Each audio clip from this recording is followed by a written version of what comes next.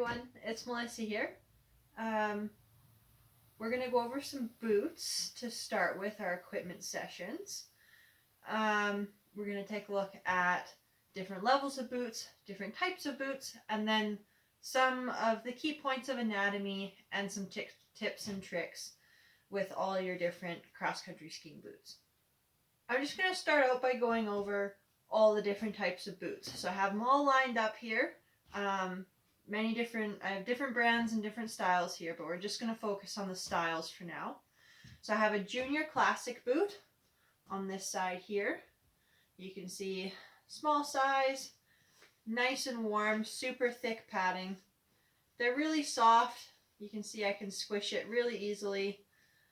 Very pliable for little kiddos. As we move up into an entry-level adult boot for classic skiing, you're looking at a nice, soft, flexible boot, but you have a little bit of ankle support. So it's really thin and it doesn't come up very high in your leg. But for people who've had ankle injuries or maybe are just new to skiing and they want that little bit of extra support, this is a really good boot that they can look at. When we get into a high-end classic boot, you're looking at less padding.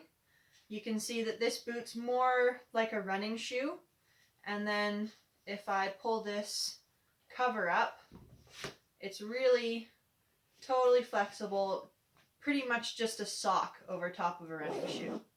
And that's your higher-end classic boot. As you can see, even more flexible than the entry-level boot.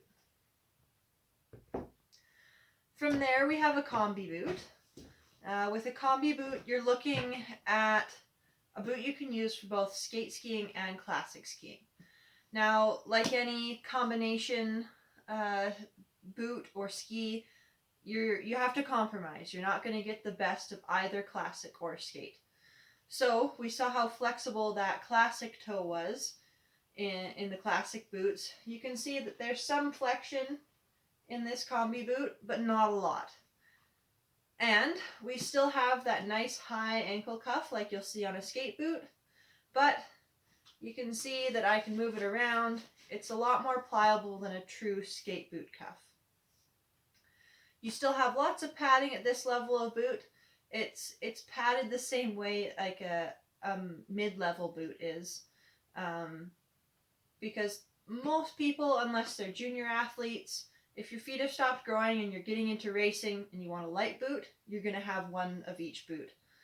The combi can be nice if you feel uncomfortable in a skate boot. I did for a long time. I couldn't find a skate boot that fit right.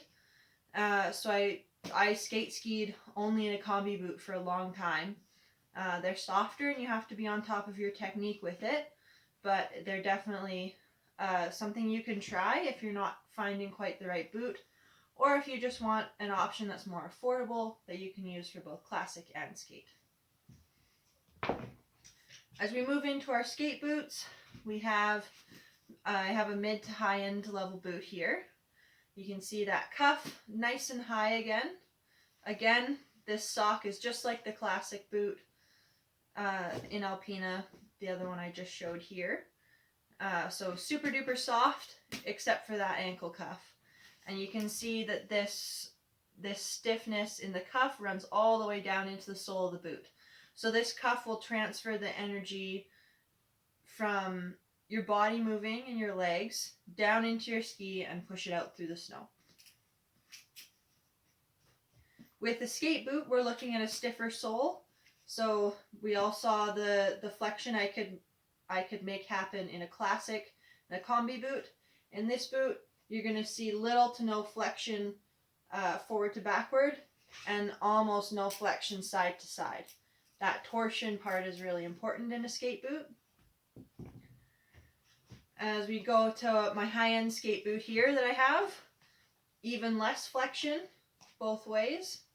You're going to see this cuff becomes lower profile but actually stiffer. So you can see that kind of shape on either side. That's going to increase the power of the cuff versus just a straight cuff like on this red Alpina boot here. With this skate boot, a new thing that's been introduced in the last few years is a buckle over top of the boot. This is more of a personal preference thing. It can help with fit. Personally, I find that it just hurts my foot. So it's definitely something you want to try on and not order online. Just make sure it's the right boot for you if you're looking at that high-end boot. Now the last boot I have to introduce is my backcountry boot. So it's in a class all its own here. We can see we have nice thick padding again. We have an ankle cuff with support. You can see a bit of that shape again. That's going to give you lots of flexion forward and backward. It's got a stiffer toe, big treads for if you have to go off your skis and walk around. The other thing about backcountry boots that's important to keep in mind, because they're so big and beefy and comfortable, some people will look at getting backcountry boots but not have the proper binding. If we compare the pins, the normal cross-country ski pin on the red boot here is shorter width-wise and also smaller in diameter than the backcountry pin. So this backcountry pin is built to take a lot more torsion on the ski side to side and be able to take a bit of really punishment when you're going off track. In deeper snow, they need to be stronger. So that's something to look out for if you're buying used boots. Or if you really like a backcountry boot, just make sure you get the appropriate binding to go with it. Next thing I'm going to take a look at here is lacing systems. Different lacing systems can show up anywhere within the range of boots from low end to high end. So in most kids' boots, they will have just manual lacing systems, or they'll have normal laces like this with a tab. That's nice and easy for the kids. As we move up into our mid-level adult boots, we begin to see what Salomon calls their quick lace system. So it's a smaller lace. It has that same tab as we see on some of the junior boots. You can see it here. It's nice and easy. There's this smaller black tab, and that is for when you just push it down to tighten, and then you pull this black tab up to loosen it off. The quick lace is really nice because it can really snug your foot into the boot really, really quickly. It gets you going quickly. And once that lace is locked, it really stays snug. It doesn't loosen off a lot. You do have to be careful that you don't over tighten your boot. Because like I said, it's not going anywhere. And you might accidentally limit the circulation to your foot, which is definitely not good for cold toes. If we take a look at the Pro Combi boot here, you'll see the difference between the quick lace systems. So in this skate boot here, we see that both the laces are black, and that means that inside the boot, the laces go down to the same point in the boot. So they lace down right to the toe. In the Pro Combi boot, we have a blue lace and a black lace. So if we take a look inside the boot, we'll see that that black lace only comes to here, and the blue lace, you can't even actually see from the exterior of the boot, goes all the way down to the toe. So if you need some adjustment around your foot, it's a little more customizable. If you need, say, to snug your arch into your boot a little bit more, you can tighten the black side of the lace instead of the blue side. Or a lot of people just tighten them both evenly. It's just another option that can be helpful, especially if you have maybe high or low arches, or you just enjoy that really nice fitting boot. When we take a look at our high-end classic boot here, they just have regular manual laces as well. And with this one, it's not a huge deal that they take a little while longer to lace up than the quick lace. The nice part about it is that you can totally customize the lacing around your foot. They lace into fingers that you can kind of see on the side, and those fingers really snug your foot into the boot.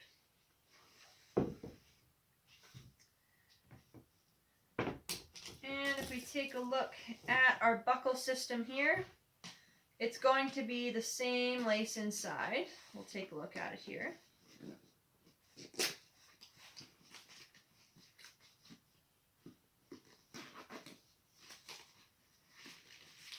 So same lace as the Pro Combi, more customizable, part blue, part black, and they lace down to different points in the foot. But we also have this strap that goes over top of the arch of your foot. And this is just a little ratchet. It just slides in and tightens up. Some people really, really like this. Like I've mentioned, some people don't. It's all personal preference, and it's something that's worth trying on if you're looking at this higher end boot. It just depends on the shape of your foot.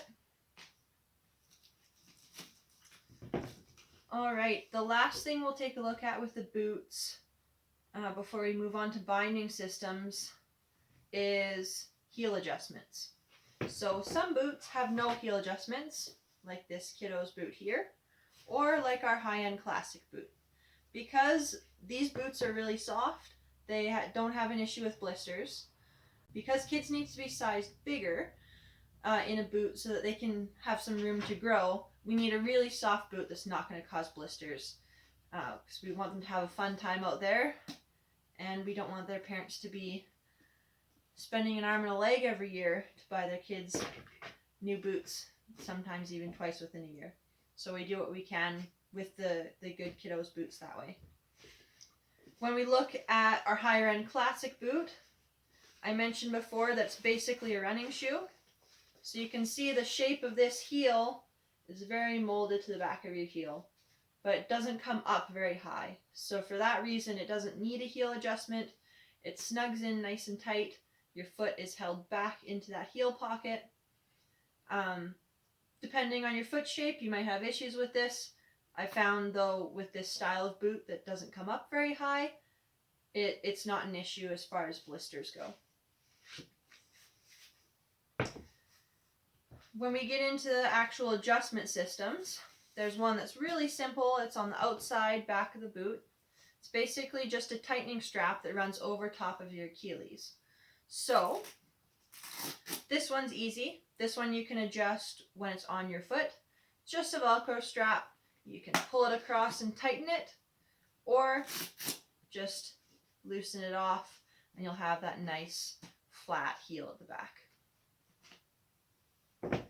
The trickier one comes about with the same strap idea across the Achilles, but our adjustments are on the inside. So definitely not something that can be done when it's on your foot. Even with nothing in this boot, it's very tight.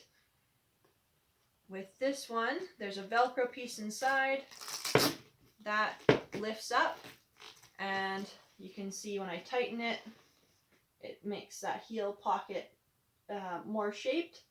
But if I loosen it off, you just get that nice straight heel at the back of the boot. And with this one, you just have to adjust it and then try it on and make sure it works. Most of the boots have little notches along the inside part of the Velcro so you can make sure your boots match. Between the two adjustment systems, I've never had issues with the exterior Velcro coming undone. So they're both really pretty comparable. This one's just the Velcro on the outside is just a little more convenient. And with that, we'll move on to binding systems. So we've gone through a lot of changes with binding systems in the last few years. Most brands have run the New Nordic Norm or Triple N system, and that's this system that you see here. So there's two small grooves and a single pin at the front. The other binding system that we've had is the Salomon Nordic system, or SNS. Within that system, there's two different types of sole. We have the SNS Profil, which is this one here. Large single groove, single pin at the front.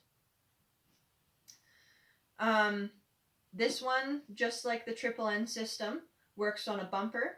So on your binding, there's a rubber bumper in front of your toe, and that bumper holds the ski tight to the sole of your boot as you're skiing along. The other system that we see in the SNS is Pilot. Now, Pilot is still the single big groove, but it has 2 pins. The function of this second pin was on a Pilot binding. Instead of having a rubber bumper, there was a lever that hooked onto this second pin. So that lever, when you lifted your foot, would hold the ski tight to the bottom of your foot instead of having that rubber bumper in front of your toe. The only downside to the Pilot boot that we found, or the Pilot binding rather that we found, is that in deeper snow it can get iced up. So if the snow can get underneath your boot, you can get an ice ball in this section and it'll clip in and out of your binding as you ski along. Or sometimes it can actually get underneath that lever and ice up and bust the spring that's inside the binding. Besides that, if you're on track, they're totally comparable systems between the Pilot and the Profil. Now, Salomon has moved away from their SNS system, and they've come out with their Triple N compatible system, which is called ProLink. And honestly, if it's too technical to try and remember all the names, if you say Triple N, we're going to know what you mean. But because it's Salomon's new system, it's called ProLink. So the ProLink is just like Triple N, 2 small grooves, nice low profile, single pin at the front. With all brands going towards this now, this hopefully will simplify our binding systems a lot more and take out the headache of having different kids and different bindings or different binding systems on your skate or your classic skis. It'll just be nice and simple. It'll take a few years to change over, but it is slowly happening, and honestly, in my opinion, I hope it stays that way. It'll be a lot less headache within the store and just on the trails too, right? If you need to borrow someone's skis, you don't have to worry about what type of bindings they have. You just have to worry about the skis. So we'll see how that goes, but that's the way it is right now. So I'll just flip these over and compare them again. So we have the ProLink and the Triple N system. They're the same. They both fit in each other's bindings. They are fully compatible. You can see the 2 small grooves, single pin at the front. And from there, we have the Pilot system, large groove, 2 pins. And we have the Profil system, single large groove, single pin at the front. Between Triple N and SNS, there's not a ton of performance difference. Triple N or ProLink, they tend to have a lower sole profile. I can try and show that to you here in the heels. You can see how much higher this ridge on the SNS boot is than the ridges on the Triple N boot. So the Triple N or ProLink boot can give you a better feel of your ski, and some people really like that. Besides that, they work the same way. They all work on a bumper or lever action. They keep the ski tight to your foot, and they keep you locked in. And really, that's all you can ask of a binding and the binding system. And with that, I think we've wrapped up boots. I usually go based off of how people are reacting and what questions they have in a group setting. So this is a little new to me. Hopefully I've covered most things. But if you have any questions, you can leave a comment on these videos or shoot me a message, give me a call or text, and just let me know, and I'll try and make another video, or I'll just get back to you if it's simple enough to go over in writing. Glad to see you guys. Hope this has been helpful. Hope to see you on the snow soon.